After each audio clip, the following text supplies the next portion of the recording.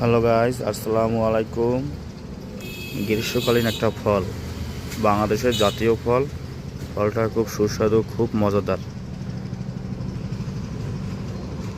আল্লাহ তাআলার অপরূপ সৃষ্টি, অপরূপ ফল, খুব রসালো একটা ফল, যা বিশ্বের উন্নত অনেক দেশে দেশে এগুলো পাওয়া যায় না। কিন্তু আল্লাহ তাআলা আমাদের এমন একটা জিনিস দিয়েছেন যে এই বাংলাদেশে খুব অনেক অনেক ফল হয়, জাতীয় ফল, যার জন্য জাতীয়করণ নাম হয়েছে যে খুব মিষ্টি এবং সুস্বাদু, তার জন্য নাম হয়েছে বাংলাদেশের জাতীয় ফল কাঁঠাল।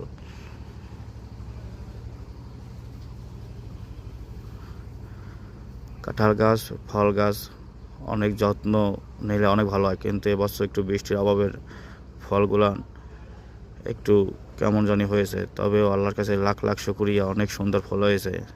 যাদের কাছে ফল না হয় নাই তাদের কি অবস্থা। মনে হয় যেন যে একটা মধু, কথা বলছে না, কী রে মধু মধু, না রসমালাই রসমালাই। এরা আসলে অরিজিনালি রসমালাই।